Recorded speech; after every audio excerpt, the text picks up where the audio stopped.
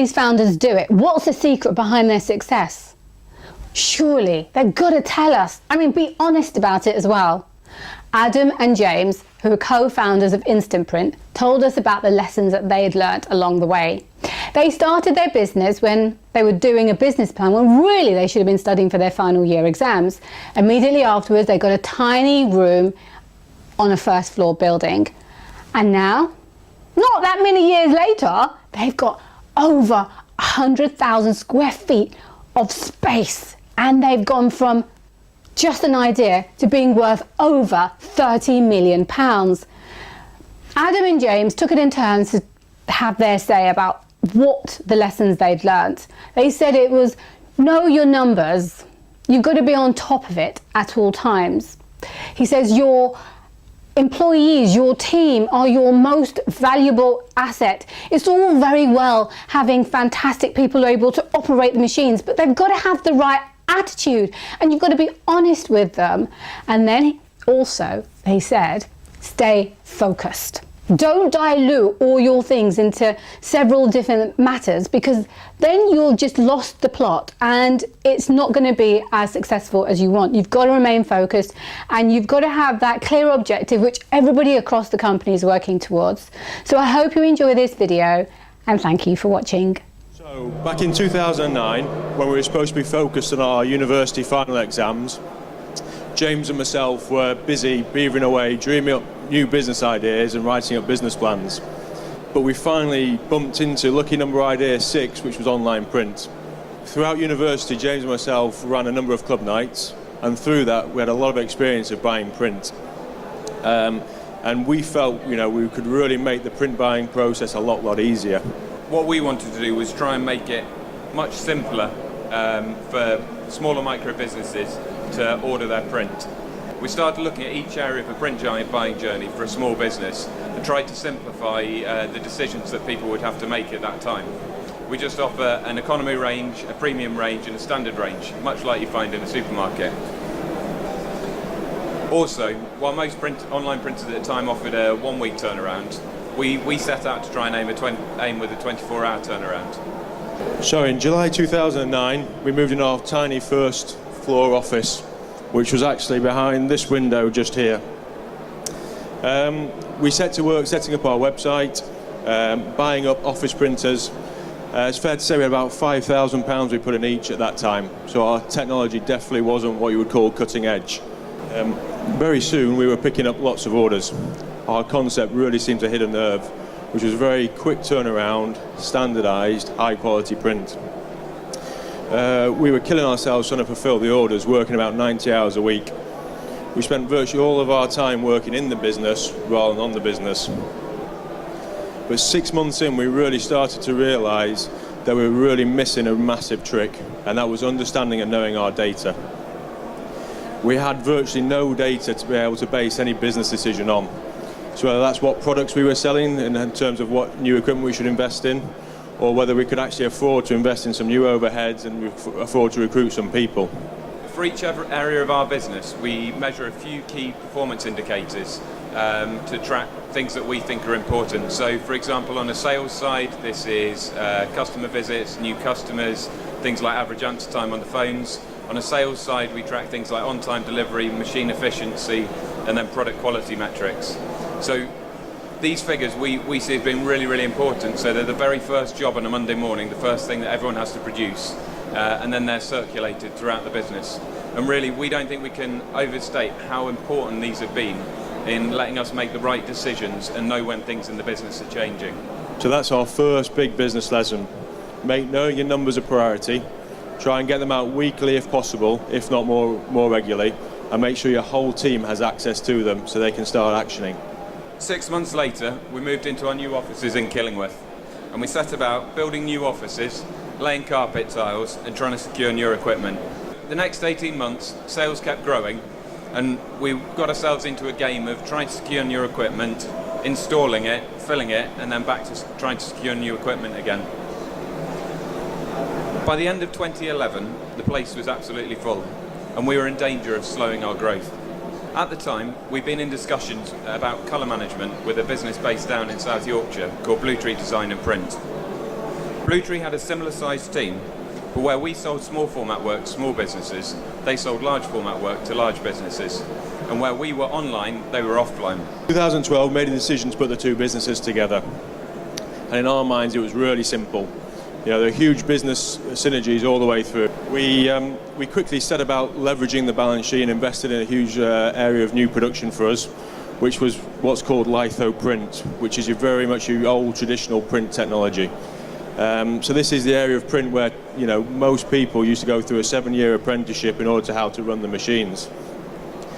We, as having very little if no experience at all in that area, thought the first thing we need to do is bring people in with the right skills and the right experience to be able to run it. 6 months into the merger, we started facing problems. We had jobs going out late, we're getting quality issues coming back through the customer service teams, and we're really struggling to launch new products.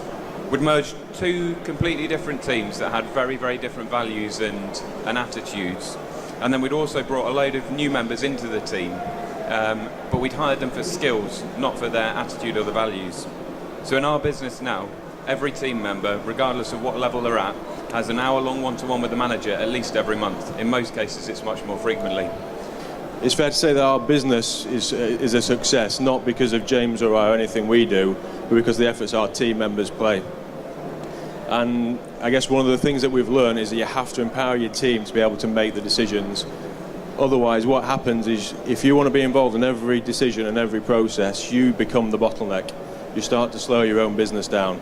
And you can't be as good as every area of your business as the team can be on their specific area. You have to have what's called organisational clarity. So there's a brilliant book by Patrick Lencioni called Organisational Health. And the idea here is that everyone in your business should understand the answer to 6 critical questions. To really understand what you're about, where you're heading, what you stand for, and what you're trying to achieve. And I guess also how you're trying to achieve that.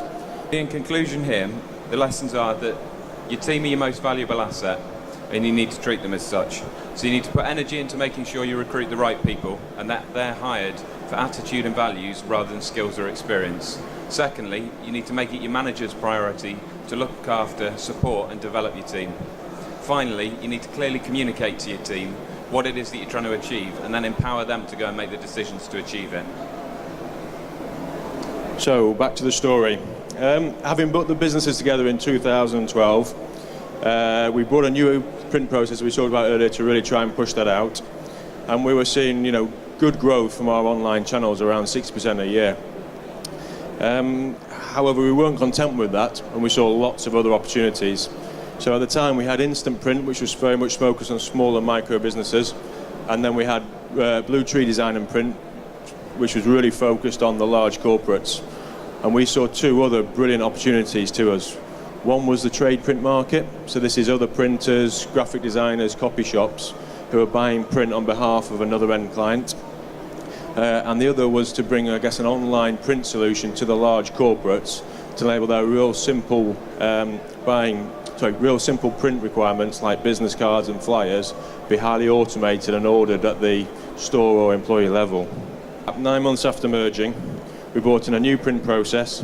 We set up 2 new brands. We tried to merge 2 new teams, bringing 22 of them 160 miles down. We were trying to expand the product range on InstantPrint, and we also had just re-platformed the InstantPrint website. Unsurprisingly, in hindsight, we started to run into a lot of challenges. Our new brands didn't grow as expected. Our existing brands have started to slow down, and our management became increasingly frustrated. You know, we'd set far too many objectives, tried to do too many things, and in the process had completely lacked the focus needed to get anything done. So, as a small business, one of the biggest advantages you have is the ability to change direction quickly. You can very quickly find an opportunity and get a team onto it and brief everyone. The downside is that you have relatively limited resources, and you can very quickly get yourself in a position where you're overstretched. So clear focus is absolutely critical to ensure that the business keeps moving forward. So by 2015 we were back on track. Sales were continuing to grow, and the brand, in particular Route 1, which was our reseller brand, so targeting the other printers, was really skyrocketing. Since the merger we had continued to install a lot of new equipment and bring in a lot of new team members. So we decided we needed to move again.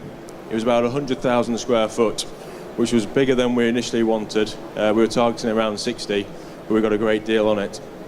So this is it here. Earlier this year, we faced one of the biggest challenges we've faced yet. The original Blue Tree brand, which sold large format work to large businesses, was coming under pressure. In April this year, we made a decision, and the decision was that we were going to have to close that brand.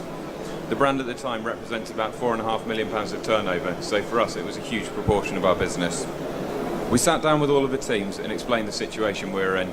As a business, we were in a very fortunate position because we're growing very rapidly.